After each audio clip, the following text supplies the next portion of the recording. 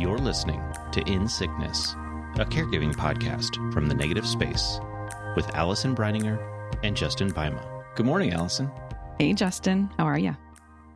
I'm doing pretty good today. Yeah. I had some time off from work this past week. Love it. Took 3 days off and drove across the state to visit our friends on the farm. Nice. And so just had took a scenic route across the state and just soaked in the vistas and the landscapes and all of that, and then had some great time with friends. And it's just, I feel rested and rejuvenated, maybe. Hey, how often can you say that? Not as much as I'd like to. Right. Yeah. Amazing. So, kind of riding that out. It was great to come home on a Friday and have like the weekend. Sure. To be able to kind of like smart catch up on things, unpack, recover, or not recover this time, but just have some space before diving right back into work and the just day to day again. Right. Yeah. Good. Oh, I'm happy for you. Rested and rejuvenated. Yeah. Oof. That's living the dream right there. Myself and other caregivers are listening going, I don't understand what those words mean. Yeah. No, I'm happy for you. Good. What about you? How's things going over in St. Paul? We've had the last couple weeks have been a lot. Okay. We had a week where on a Tuesday, Sean had Mo's. And then on Wednesday, he had to do colonoscopy prep because on Thursday, he had an endoscopy and a colonoscopy both. And you might remember way back in the day when we had Dr. Gupta on. Yeah. And I talked about this really amazing nurse who noticed he had his endoscopy and colonoscopy scheduled separately and was like, that doesn't make sense. Let's do that together. So, and I think the same thing that Sean was sort of like, let's do all this in the same week. Let's just get it done. Mm-hmm. But then when the week came, we were like, oh no, this is a lot. So it felt like a lot that week. And so he ended up having 3 Mo's, 3 skin, 3 biopsies, a bunch of frozen spots. And then they found a spot in his esophagus. They found 5 polyps in his colon. So we were waiting pathology results for 9 things. Oh. So 2 of the skin came back fine. 1 was cancer, but that's never a surprise. We always know that usually it's all 3. So I guess 1 is better than that. All 6 of the GI ones came back clear, which is... Wow, that's fantastic. Like, not even... A friend of mine was like, is that a possibility? Like, is that even something that can happen to Sean? And I was like, I didn't think so. Wow. But so just the going into that week and then living through that week and then living through waiting the results and then recovering, you know what I mean? So it's just a little woo. And then you get the good results and it's like, you're still exhausted. You're still worn out. It's like, doesn't change any of what you went through. Exactly. Yeah. Exactly. Well said. Yeah. So it just has felt like a lot. And I think it was a very unsettling number of weeks. Because even Sean said at one point when he said when he was going to have the endoscopy and the colonoscopy, he said, I could find out that I have 2 different types of cancer at the same time. And it was like, oh, cool. Yeah. Thanks for planting that seed in my mind, So it was very unsettling. And, it was one of those moments when you're waiting for results where it's like, I didn't want to plan anything. Yeah. I don't know what's if these come back and they say this or this, I'm not going to be able to do this thing or plan that thing. And so it just was very unsettling. And just sort of the day to day and do we need to save all of our energy because we're maybe about to go into this huge season of treatment? Do we need to, you know what I mean? And so I thought that was something we could talk about today is all the ways that caregiving can make us feel unsettled. Yeah. Disoriented, not grounded, right? How that can show up. And then also what are ways that we can kind of try to ground ourselves and try to find, our friend Rodolfo said in a couple episodes ago, something about finding a true north. Yeah. In those moments. And so I was thinking that's what we could talk about today. So when I talk about being disoriented, ungrounded, all of those things, does that resonate with you and your caregiving experience? Yeah, absolutely. That's a very familiar memory of the times when caregiving was busy and hectic, and there was just a lot going on. Kind of something I thought of as kind of an analogy was, you spin around real fast, you're just going, and then you stop for a moment and like you're super dizzy, right? And we've all, like when we were kids, we would do that. Maybe we probably don't do that as much as adults.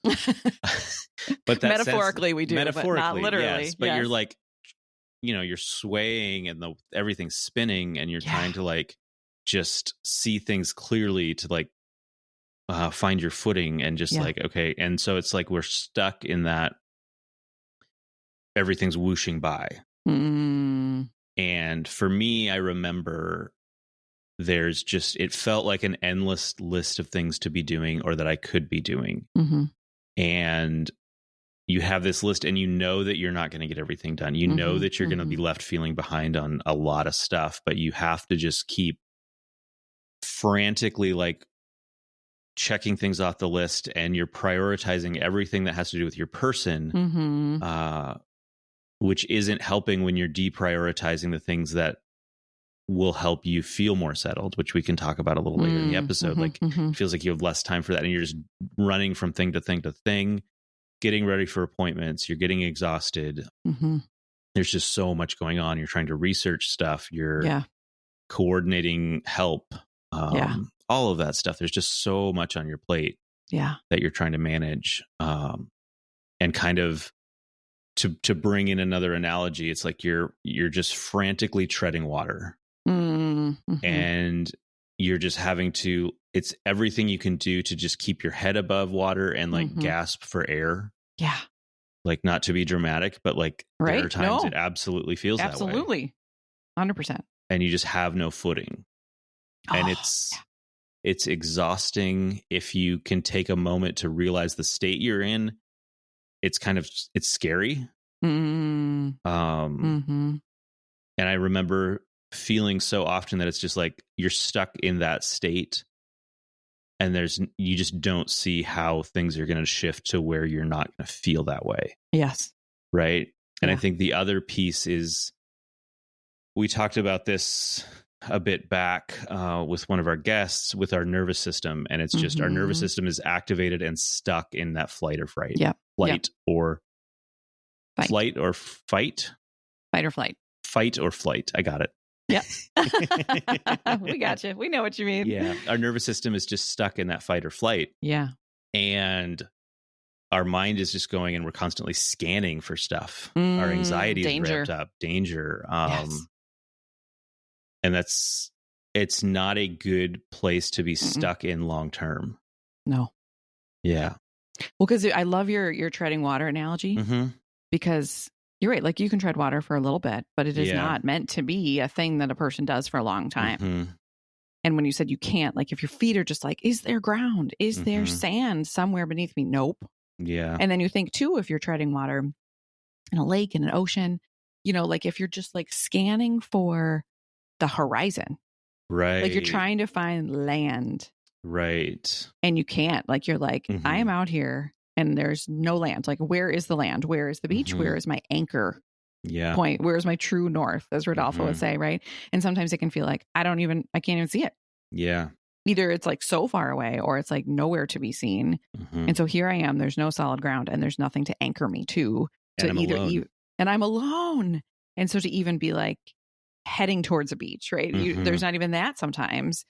And so when you were talking too, I almost pictured like a little cartoon, like Tornado. Do you know what I mean? Like a character who's just like running around with like the dust clouds. And you're right, it can feel so disorienting to be so busy and just be like, what's next and what's happening and what's all of that. Yeah. Oof.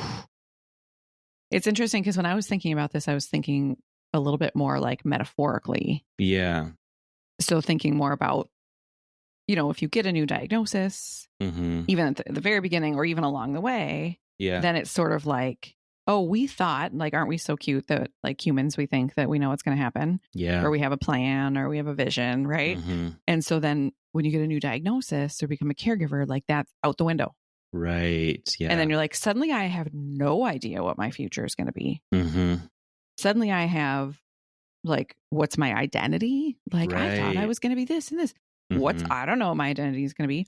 I don't know what my role is about to be. I don't know what this is going to do to my relationships, my finances. Like, so like being ungrounded and unsettled and disoriented, like mentally and almost like in the pictures we have in our mind of who we are. Yeah. Our own being, our identity, and our like our reality of like, oh, I thought my reality was XYZ.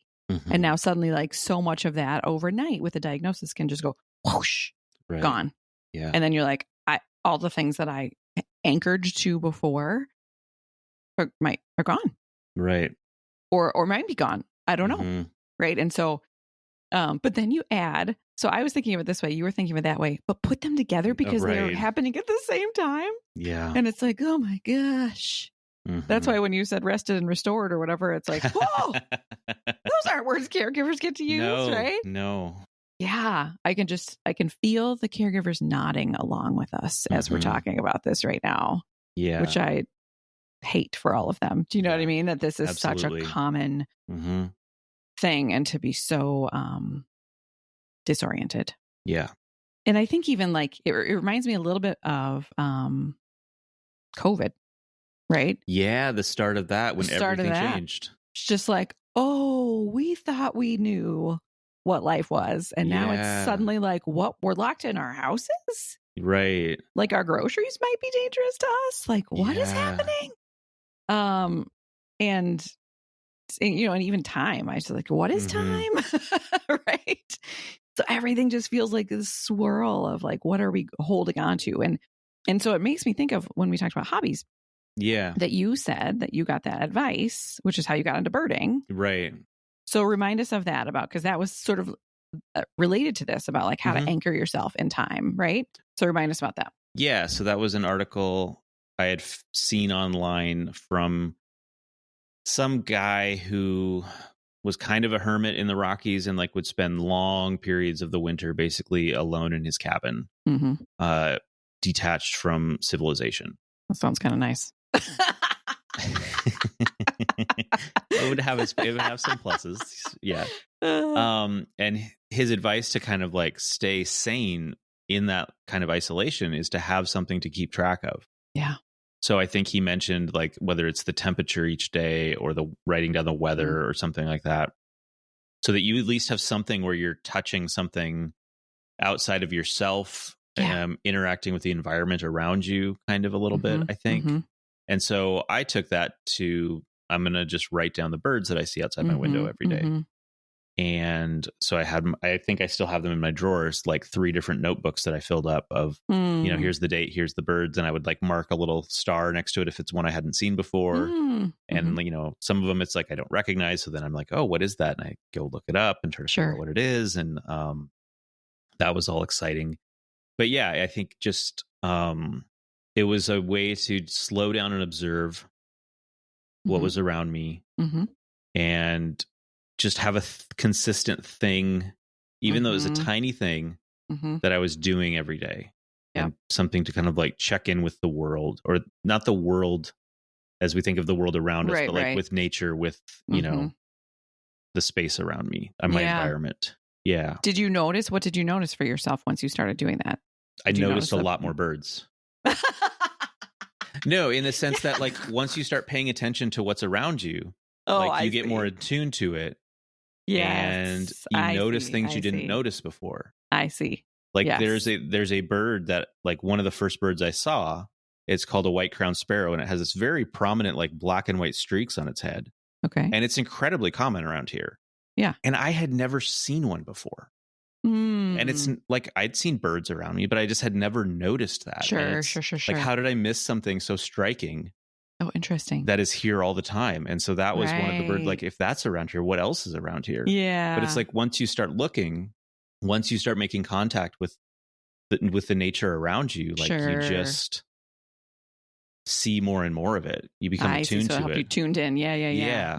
And then I got more excited about the birds. And so in that sense, I also went out and found more. But yeah. Did you notice anything around yourself and about like were there grounding principles around that? Like, did it feel for you like during those COVID days of, you know, time stretching on. Like, Yeah. is this something to look forward to? Or this is something, I'm writing the next date on my journal. Do you know what I mean? Like, did you, like, from that component, did you?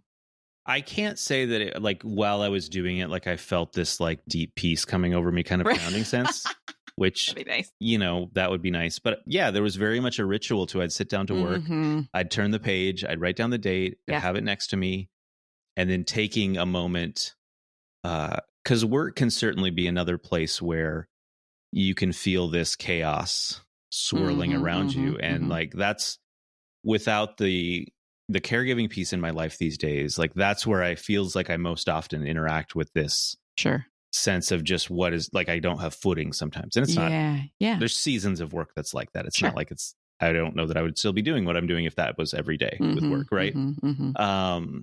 But that's a tool that I kind of still go back to, is when things feel like that, taking a breath and just looking out the window. Yeah. And just noticing the trees and just kind of observing what's around me. And part of it is like, you're focused on a screen at like, I don't know, a foot and a half away from your face. And suddenly you let your eyes focus like 50, 60, 100 feet out. I can say that that's really helpful too. But it's calming to me to kind of set aside the chaos. And one, kind of, you're noticing how steady the world around you is, I guess. And it slowly changes through the seasons. But like, that tree is always there. Yeah. You know? Yes. Yeah. The view stays kind of the same. It goes through its changes, but even through the ups and downs of the seasons, like, it's steady. Yeah. You can count on the fact you're going to look out and that tree's going to be there. Yeah. Oh, I have so many thoughts from what you just said. One is when you said ritual. It made me realize we have this little calendar that like Maya bought once at like the dollar store or something. But it's got these little like flip, it's like little rings on the top. Yes. And then you flip the number each day. We used to have one and it was like blocks, and you turn the blocks, and like nobody in the house cared about it. But every day I made sure to like, okay, I have to flip it. There was like the day or the month or something too, like turning all the blocks and making sure it was correct. And it was just a thing to do. Exactly. Yeah. And I, like, she bought it, then she banded it. And so then I put it in the living room, and I love it for some reason. And I like, it's like a part of my morning ritual is to like flip the little number, and it anchors me in like, oh, today is April, whatever.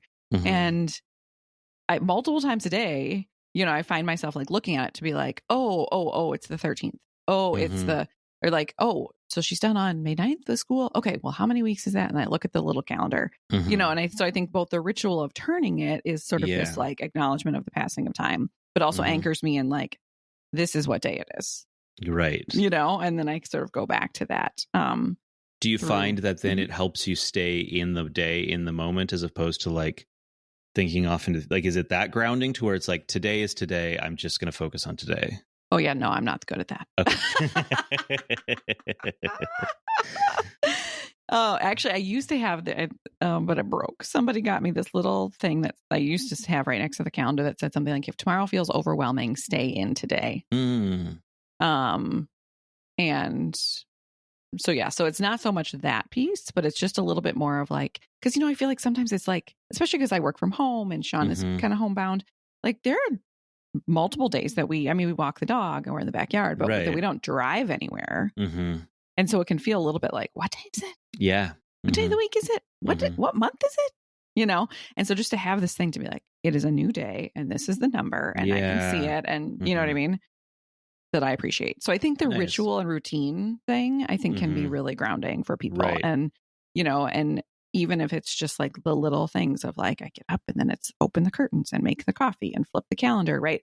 I think that can feel like, okay, it's something I have control over. It's something I can count on. It's something that sort of signals like it's a new day. And I think especially with the morning, if they're, however small it is, because it's not going to take any effort for the I don't know, the train of everything going on in your life to come just barreling down the tracks, right? Mm-hmm, And just to jump into that chaos, or that overwhelmingness, like that's sitting there waiting for you in the morning. Yeah. And if you can take however small of moment to pause before that starts. Yes. Such a, I think, powerful moment, because you learn to feel what it can exist before all of that hits. You're giving yourself a little bit of space. You're giving, and maybe the end of the day could be another time for that too. Sure. Right. As you kind of set aside everything that happened, and you're, I don't know, gathering your thoughts, reflecting, or just feeling the exhaustion. Right. And like, I'm going to sleep. Yeah. Kind of thing. Yeah. I tend to, when I wake up, like, just have this moment of like, oh, you know how you're like the most comfortable when it's time to get up. And so I have this moment of like, I love these pillows. Yeah. I love these sheets. I love this comforter, and just have this almost moment of like gratitude for like, right. look at all this soft coziness. Cause I love that. And just like to appreciate it, before I get up. I think too, with our phones, right? Like often, like we got our phone in our faces right until we go to sleep. And then the second we wake up, we put them right in our faces. And so, like you said, like to have moments before then, before it all comes rushing at us, the news of the day or the tasks of the day or the whatever. I saw someone the other day, and I've been thinking I should try this. I think it's a good idea. She said that in the morning, she sort of like almost does like a little mental dress rehearsal, imagining herself going through her day with calm and energy and all the things that she sort of hopes for herself, and like pictures herself. Because I think I can get in the mindset of just like, I'm tired, right? And so if I'm just like, well, it's going to be another day and I'm going to be tired again, right? Like it can be like, if you're picturing, like seeing yourself in that way, right. Well, I don't know if it works, but anyway, I saw that recently and thought, it can't hurt. Yeah. It's worth trying. It's worth trying. Yeah. When you said the thing about nature, I mean, I'm all about that, right? Yeah. And right. so even, right now in Minnesota, like things are just starting to get green.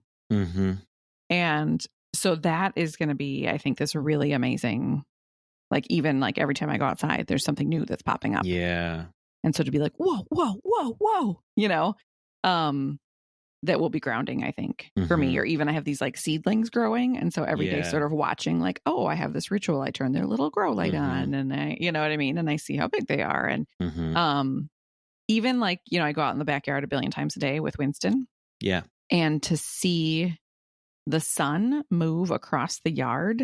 Oh, yeah. As the day goes on, when I first go out there with him in the morning, it's here. And then it's like, oh, when I come out at lunchtime, it's here. And you know what I mean? And so sometimes I've noticed that like these little like demarcations of the passing of time. Right. By being like, oh, now it's afternoon and it's over there, and just sort of instead of it just being like one big long blob of life, it's like, no, time is passing. And I can literally see that by where the sun is in the sky. For sure. Yeah. So that's like, I think that's kind of one area of this, like finding your footing, this grounding, this anchoring of like these sort of like routine sort of things that if you can build those in, that can be really helpful. I think there's also, what can you do in the moments of the chaos, in the moments of the spinning, in the thrashing in the water? Yeah. Like, is it possible for a moment to step outside that, to kind of get your bearings, refocus, and then step back into that, because, and give yourself just a tiny bit of respite or something like that. And so, I do the look out the window thing in those moments, breathing, like just a little bit of like intentional breathing. Yeah. I used to do that a lot more than I do now. I don't know, things we do shift. Yeah. But just focusing on the breath coming in, focusing on the breath coming out, and just that real intentional paying attention to that. Like that's an anchor that's always with you. Yeah. Your breath is always there. It's always with you. You can always tune into it. Yes. And if you're sitting in the waiting room or whatever it is, taking 10 seconds, 20 seconds, a minute to do that, gives your nervous system a little bit of a rest. It's at least you're trying to pull away some of the inputs that are continually like spinning and spinning and spinning it, right? Right. Well, and when you said our breath is always with us, right? And I think we forget that. And part of this this feeling of being like unmoored, unanchored is like, what can I count on? Yeah. What can I rely on? What do I know? Because sometimes it can feel like in caregiving, I don't know anything. I can't count on, like, I don't know what's going to happen today. Yeah. We can't plan on next week. Right. And so it can feel very unsettling in that way. And so to think of things that we can count on. Right. So like you said, our breath is always there. Yeah. And we know that, like, remember when Jacqueline was on and we talked about even things like straw breathing, right? Like that is something that we can do at any point in any moment. Yep. And we know that it's going to be here with us, and we know that will help. Yeah. You said, like, you're going to look out that window and that tree is going to be there, right? What are those things that we can say, I know that I don't know a lot right now. I can't count on a lot, but these are some things I can count on. Yeah. So even, I've been talking about we're at the Negative Space, we're going to release this amazing new product soon called the Storyline. Yeah. One of the things I'm super excited about in that is that we have Jacqueline actually has written original meditations for caregivers in different stages of their life. Right. And then our friend Rodolfo, another guest, is the one who reads them with his amazing voice. And so one of those meditations is for when you're transitioning into a season of caregiving, and it can feel like kind of what I was talking about earlier about like, what is anything? Like I can't count on anything. And so in that meditation, she talks about gravity and like the world around us is shifting. Like your world is shifting right now. And you know what you can count on? Gravity. Right. And not in like a flippant way, but to be like, pay attention to like that the ground beneath you is literally holding you at all times. Right. And everything else might feel up in the air right now. But at any moment you can stop and pay attention to like, oh, I am being held by the ground. Yeah. And we take that for granted. And we take our breath for granted, and we take that tree for granted. And so what are those things in these moments that we can say, I know I can count on this. And this is not changing. Right. This is not going away. Yeah. Yeah. Do you have any other examples or thoughts around that? I have another example, but it doesn't, it's our bodies are always here, right? Our bodies are sustaining us and all of that. Yeah. Sometimes we can't count on them because they break down. Yeah. So that's a little, doesn't quite follow. But I was thinking before you said that, like along with the breath, like when I'm feeling super anxious, super stressed, like I put both hands like on my chest and I apply pressure. Yeah. And I think that's one way. And there's other ways of like situating yourself back into your physical body. Yes. Yeah. Because we spend so much time with our inner brains with planning various scenarios, worrying, all of the things. Yeah. And to take ourselves out of that and to situate ourselves back in the physical body and whether that's, doing one of those body scan meditations where it's like paying attention to each body part as you kind of sweep through. Yeah. The breath is part of that. This like hands on your heart kind of can be that as well. But just to take a moment and all of these sensations, the sights, the smells, the physical tactile touches, all of that is there around you, and just to listen and feel and smell and hear, see, all of that can be grounding as well. Yeah. Have you done or heard of that like 5, 4, 3, 2, 1 thing? Yeah. It's like, what are 5 things you can see right now? And then it's like, okay, what are 4 things you can hear? 3 things you can smell? Like that kind of thing. I had a friend once who was like having a panic attack, and he said he went outside, sat on the ground, and was counting ants. Like he saw ants growing or swirling around, and just started counting the ants. Yeah. And so it's just like, what can you like look around and be like, oh, I see a lamp. I see a coffee cup. I see this, like to bring yourself back down, bring yourself back into the moment. Yeah. I was at a meeting the other day and someone did a grounding in and said, imagine that you're in like a snow globe and all those snowflakes are just swirling around. Right. But that the snow globe now is still, and imagine all those flakes slowly settling down and coming down to the ground of the snow globe. And he said, and maybe it'll get bumped and they'll swirl up a little bit again. That's okay. But then imagine them coming back down. And it was this like, whoa, because what a beautiful like analogy. You know, we can all picture that the swirling of the flakes. And then he said something beautiful. Now that the flakes have settled, look around and see what you maybe weren't noticing before because the flakes were swirling. Yeah. Like what is around you that you hadn't just noticed? And I was like, oh, that's a good one. So to me, that felt really grounding. Yeah. To picture all the swirling and picture those snowflakes settling. And knowing that even if they get kicked up again, they can come back down. Yeah. Yeah. Interesting. So something you brought up when we were talking before the show. Yeah. You were talking about your plants, your tomatoes specifically. Yes. And about how like you kind of take your hand and kind of like ruffle them like the wind blowing them, and the plants take that and they like further anchor their roots. It's true story. Further ground themselves. So people talk about like resilience, right? And that being a trait or something that helps you get through difficult times. And I don't know exactly what my thoughts are on this, but what do you think about, is there like a long-term benefit? Like we talk about these grounding things, like certainly in the moment, they can give you a bit of respite.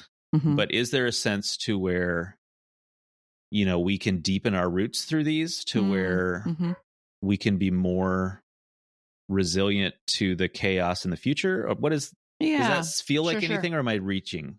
No, I mean, I think that we caregivers and other people going through hard things are often pushed to build our toolkits. Right.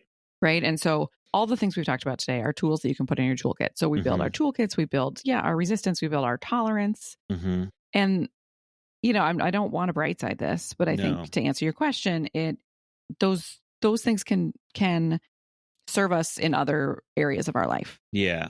Right. So any of the things we've talked about today are good for anyone. Yeah. Right. We just might be pushed to need them because our lives might be more chaotic. But like you said, like, let's say you have a chaotic day at work. Yeah. You now have this toolkit that you've built, maybe because of your caregiving, that you can apply there. Right. Right. And so I think that, you know, that the hard things may have helped us appreciate those. I'm trying to figure out how to, this is not a fully formed thought, but you know, when Jacqueline was here and we talked about the window of tolerance. Yes. Right. So part of it is that when we're in it, our window of tolerance is very small, you know, but I also wonder if it could go either way, that either like I could either, because of all the things in my life, get super annoyed at a tiny thing that happens, or I could be like, what? That doesn't matter because I have more perspective. Right. It could go either way. And maybe it could depend on the hour. Right. Yeah. But I think sometimes I hear from caregivers that it's like, my person, this is like a life or death situation. So am I really going to worry about that thing over there that other person's worried about? I am not. Right. You know what I mean? So I think it helps us maybe build perspective in a way. Yeah. You know? Yeah. I was thinking too, back a minute ago, you were talking about isolation. Yeah. Okay. And, you know, back when COVID, but also often as caregivers, we are isolated. And I think that can also lead to this disorientation, you know, of like, where am I and what's happening? And think about when you're in the hospital. So there's a thing that can happen to patients in hospitals called like hospital delirium or ICU delirium, where it's like you have been stuck in this room and all these things are happening to you, and they can start to have like mental health symptoms based on the fact that they have been just in this hospital room. Right. Does that make sense? It makes sense. And the other piece of that, we are in the same room, but like, what is time in a hospital? Exactly. Yes. It's particularly when like there's no like extended period of sleep. Right. Like the beeping is happening, the check-ins are happening just around the clock. And like, unless you have an open window, like, is it day? Is it night? Exactly. Yeah. Right. Exactly. So you can see how that can happen, and they have a name for it for the patient. But I feel like as a caregiver, same. Yeah. Right. Right. All those days I have sat at a bedside, even if I would go home and sleep at night, like it was like that. What time is it and what day is it? And have I eaten? I don't know, you know? And so I think that that's another piece of this, like, thing that we can get swirled up in, that we don't have some of those same time anchors. Yeah. That, like if you go to work in the morning and then you have your lunch and then you have your break, and you know what I mean? Like that in the caregiving world that some of those can just go out the window. Yeah. You know, or if you're a caregiver who needs to be up in the middle of the night, right? You know, that can feel really unanchoring as well. And of like, well, where am I? What time is it? And all of those things. Yeah. You know? Yeah. For sure. Yeah. I wonder too, when we think about things that can anchor us. Yeah. You know, sometimes I try to name like, okay, there's so much that we don't know right now in the world, in our life. What do we know? Like, what are things that I can say as an absolute? Right. Or what are things that I can say are going well? You know what I mean? Yeah. And so whether it's the like, I see 5 things, or if it's a bigger picture, like I have this beautiful daughter, and, you know, and we have a good relation or whatever it is, right? Like, what are the things that we can say like, okay, I may not know what these scan results are going to bring, but either way, I know that my friend Justin's going to be there to support me. Right. Like it's to sort of counterbalance, and it might not be a perfect balance, right? But to counterbalance, to say like, this is a huge unknown. And with that, there is this known. Here's a known. Yeah. You know, that's beautiful. Yeah. I find myself it's tangential in finding like what is known, kind of, is like my brain gets swirling. And when I get in that state, I just try to keep everything in my brain. Like when things are calm, I can be really good about maintaining a good list of like, these are the things I need to get done. Being a little bit more organized in that sense. These days, work is kind of the main example of that, right? Sure. My to-do list and everything is very up to date and good when things are calm. When things get really busy, when things get really chaotic, it doesn't feel like there's time, kind of, or I'm just trying to like do 3 things at once and hold everything in my head. Sure. And when it gets to be too much, like taking 30 minutes, an hour, whatever it is, and just going through like project by project, task by task, getting it all out of your head and onto paper can be, for me, I've experienced 2 sides to that.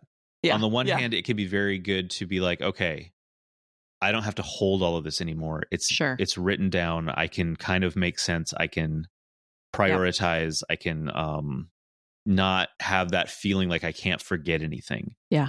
Because I think as caregivers, we have that a lot. Like we're trying to like, whether maybe we're taking vitals, what time is it? When does medication need to happen? We're holding all of that in our brains. And if we can get it out of our brains and into some sort of, I don't know, like reminders on our phones, all of that kind of stuff like that, offloading that can help our mental load.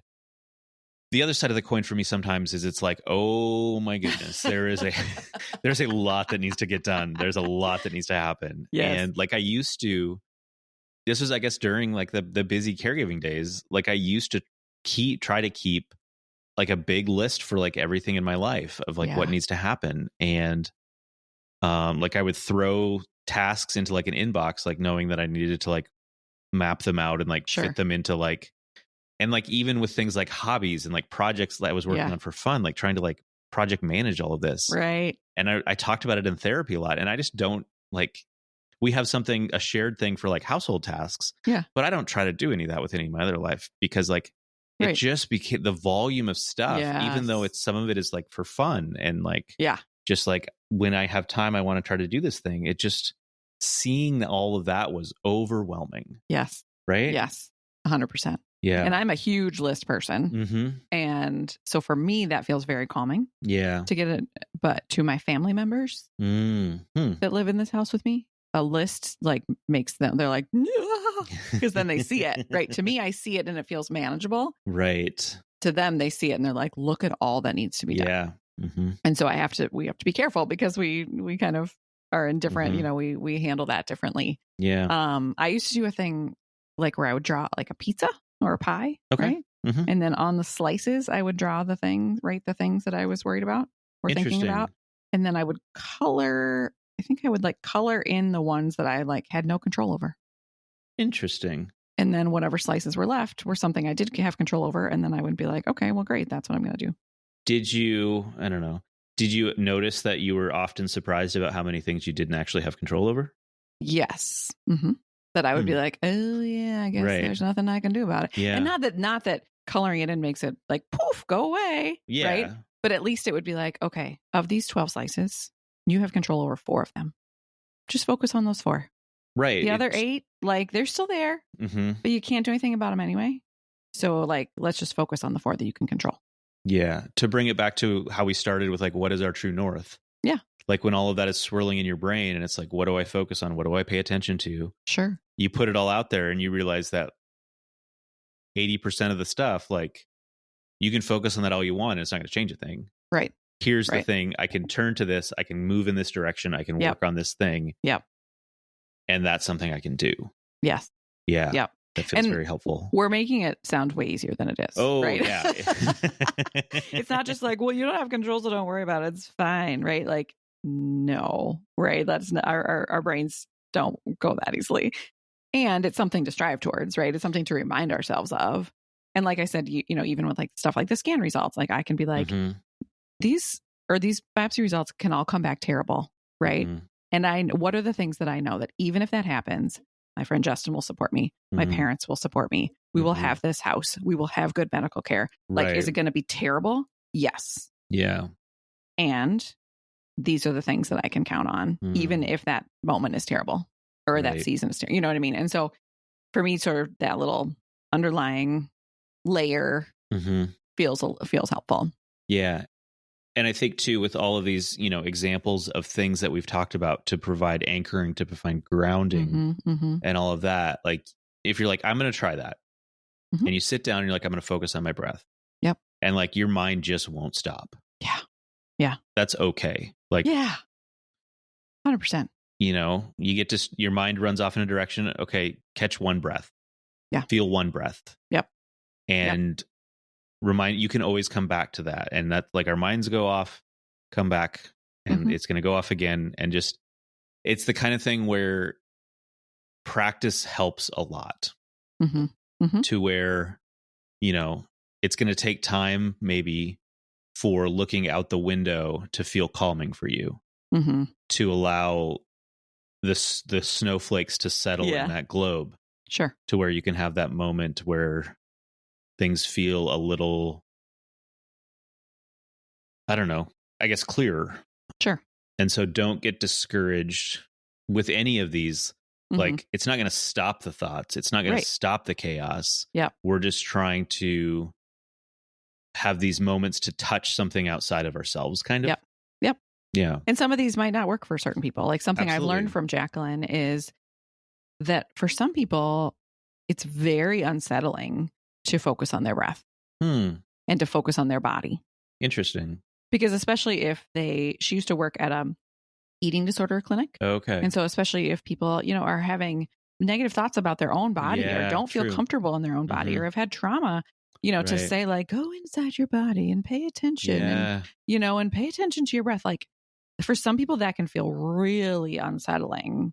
Right. And so I just want to say that as well. For some people, like paying attention to your breath might feel terrible. Don't do it then. Yeah. Pick something else. Count the ants. You know what I mean? Count the ants. You know, it's a whole toolkit and just pick, you know, just try something, you know? Yeah. Yeah. What about supporters? What about supporters here? I'm not sure, to be honest, because this feels like a very internal thing. Sure. What we've been talking about. And I think that, it's my sense that for a lot of caregivers, it's not that they don't know that this is something they should try to do. It's just something that feels out of reach or something, maybe. Sure. To where they don't need to be continually told by their supporters, like, hey, make sure take a moment to focus on your breath. Make sure to do any of these things to kind of like feel the ground beneath you. But maybe, and this is kind of a thought that's forming in real time. Is there ways that as a supporter, you can provide space for them to have those experiences to where, you know, and this is kind of always our standard advice is like, what can you take off a caregiver's plate? Sure. And the more you can offload what they have that they're trying to keep track of, maybe the closer they can get to that. On a different kind of example could be, you know, can you provide some respite for them so they can like go for a walk around the block, right? Get outside, get the fresh air, see the world around them, move their body, something like that. I guess maybe if you are talking to a friend who's a caregiver and they are just like going a mile a minute with everything in their lives, and it's just like, maybe be like, hey, that's a lot. You've got a lot going on. Let's just pause for a minute, maybe, and like help them to kind of slow down a little bit. Could be helpful. Yeah. I mean, read the room, right? Right. Yes, for sure. And standard advice. Yes. Yes. Yeah, for sure. Yeah. I think that one thing is to say, even just acknowledge it. Like, I would guess that right now, a lot of things feel uncertain and unsettled. Yeah. But I want you to know that as your friend, that no matter what happens, you can count on me. Right. Yeah. To give them something they can count on. Exactly. Yes. Yep. That's to great. say like, hey, those results, whatever happens with those results, I'm going to be here. Yeah. And I will be by your side, whatever happens next, so that they can have that thing to count on. Because I think a lot of times we worry like, okay, is this going to be too much for our friends? Are our friends going to disappear? Yada, yada. And so to have someone say this as you wait for those results, or as you're in this new season, or you have this new diagnosis, I just want you to know I'm not going anywhere. Yeah. I will be here, and you can count on that. It's like you become sort of like a landmark in their life. Yeah. To the sense that when they're trying to orient themselves, like, okay, that is Allison is there. Yes. She will be there. Yes. And you can kind of like, okay, get my bearings a little bit. Yes. Yeah. I love 100%. That. Yeah. The other thing I want to mention is that for a number of people, I would guess that something that anchors them and that they can count on is their faith. Yes. Yeah. And for supporters to know that, like, to be sensitive to that either way, right? Yeah. And so to say, you know, to again, read the room and not be like, well, I know all this really hard stuff is going on, but, you know, God is in control. Right. And so, you know, because my answer to that is often like, yes. And it still feels really hard. Yeah. And so to hold both of those and to not sort of throw your absolutes at someone and to use that as a way to erase the hard thing that they're going through. So yes, I can believe that God will be in control as we move through this hard thing, and it's still going to be a hard thing. Yeah. So just to sort of, you know, or you don't say to a caregiver, you know, I've been doing that works super well that you should totally try. Yeah. This 5, 4, 3, 2, 1 thing. You know what I mean? I mean, I think there's a way to do that, but I think just to, you know, to not just be shoving stuff, adding to their to-do list or adding what works for you to them. So yeah. I mean, I hope that even for caregivers listening, that they have come to rely on or feel grounded by the fact that, like, every other Tuesday, I'm going to have a podcast episode to listen to. You know what I mean? Or like every other week, I'm going to have a support group I can go to. And I hope that we can be an anchoring source for you caregivers. Now that makes me nervous because, you know, every once in a while, we don't know what's going to happen. So it might not be every Tuesday. Yeah. But for the most part, like we're here. And so I hope that this too can feel like a thing that, like, okay, I might get bad results this week, but on Tuesday, there's going to be a new episode that I can listen to. And you know, just like a little something that you can say, like, this is something I can count on, you know? So I love that. Yeah, me too. Okay.